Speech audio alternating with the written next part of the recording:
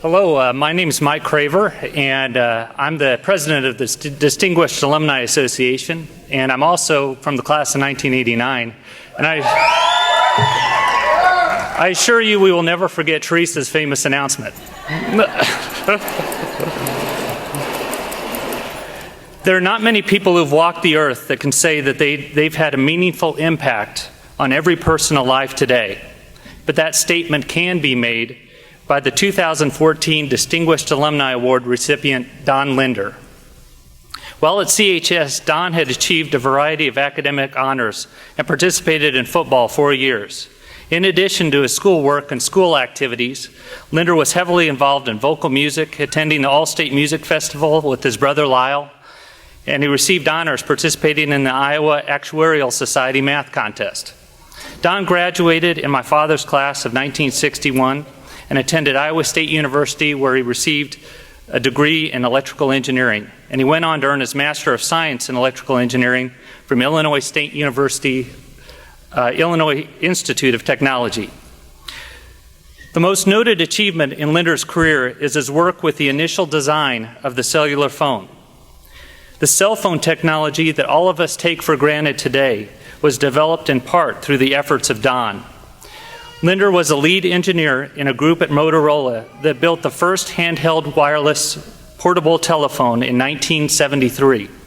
Prior to Linder's design, mobile telephones were large, heavy, and ran on car batteries, if you can believe that. In a short 90 days after being appointed as the lead designer for the mobile phone, and with the efforts of a tremendous engineering team led by Don, the first cellular phone was completed and a call on the first cell phone was made. His original portable phone was possible because the team was able to make huge reductions in the weight and size of the electronics. He continued to make size and weight reductions in the years that followed, and it is that continuous development that helped bring about the cell phone that we all know today. If Don's achievement stopped there, his career could only be termed remarkable.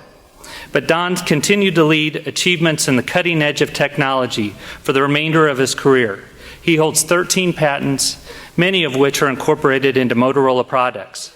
For his work on the cell phone project, Linder shared the 2007 Great Moments in Engineering Award from Global Spec in honor of the 35th anniversary of the creation of the first mobile phone. He was inducted into the Consumer Electronics Association Hall of Fame in 2008,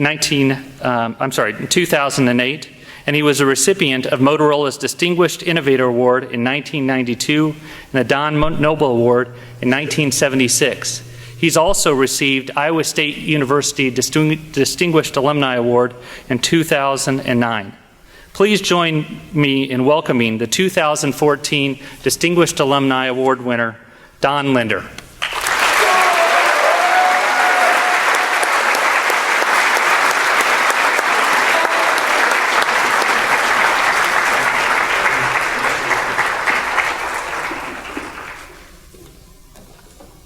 Mike, thank you very much for that generous introduction, which, of course, I wrote myself.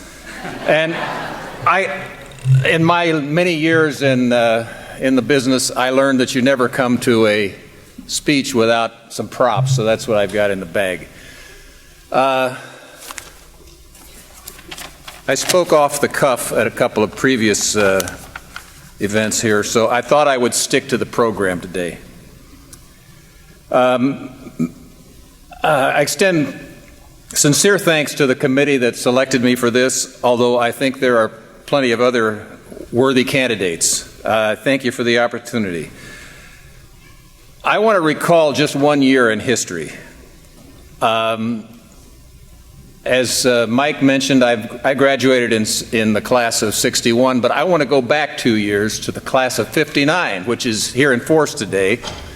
In 59, imagine this, what a year. There were 3 Linder boys at CHS. There was Lyle, my brother, who was out here, Wayne, my other brother, who was out here. Lyle was a senior, I was a sophomore, Wayne was a freshman. That's a tenor, a baritone, and a bass. Or on football, it's a tackle, a guard, and a center.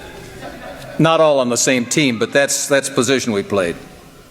Varsity basketball was coached by Merle Hauser. They were undefeated conference champions that year, and Lyle was on that team.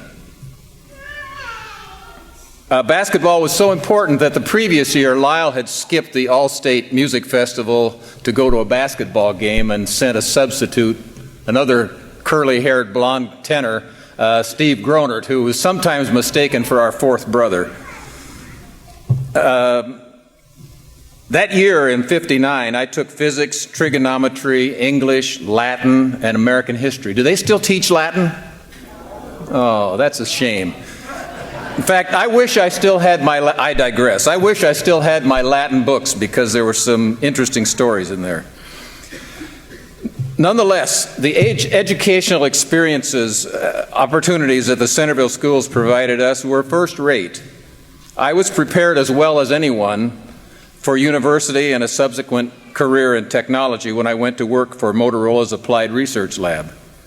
We lucky graduates in the early 60s were ahead of the baby boom, you unfortunate 1964ers.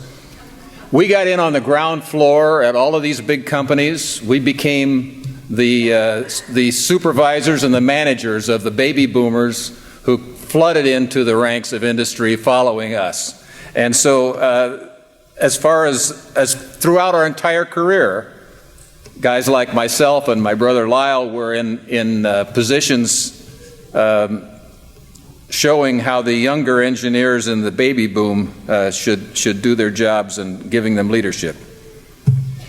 In the 70s, I was working at Motorola. We did a lot of research in radio systems at the ultra high frequencies. This research led to the cellular car telephone system, which of course was first described by the Bell Telephone Laboratories. I'm losing my place. I should have double-spaced this. Motorola's unique contribution to cellular was the portable phone and a system that supported it. Motorola was a leader in two-way radio at the time, and our experience there in radios for police, fire, and the like was that the person with the radio wanted to have something they could carry when they got out of their car. They didn't want something that was installed in the trunk of the car. Over a 10-year period from 73 to 84, the research labs developed the technology for the first portable telephone. And just to show you how ridiculous it is, I'm sure a majority of the people in the audience have a cell phone, whether you have it with you now or not. When we first did this project, we had a public relations department. And they took our model and they cooked up a lot of funny situations which we thought were unrealistic, but they cooked them up anyway. It was like a guy on a horseback with a cell phone, some guy in a lake in a inflatable raft making a phone call. A kid coming out of school, calling home, or his friends on a cell phone. We thought all of those were pretty far-fetched because this thing was going to be so expensive that you could only afford it if you were like a big contractor or a real estate person or somebody who absolutely had to have a phone. Otherwise, you could always make your phone calls at home.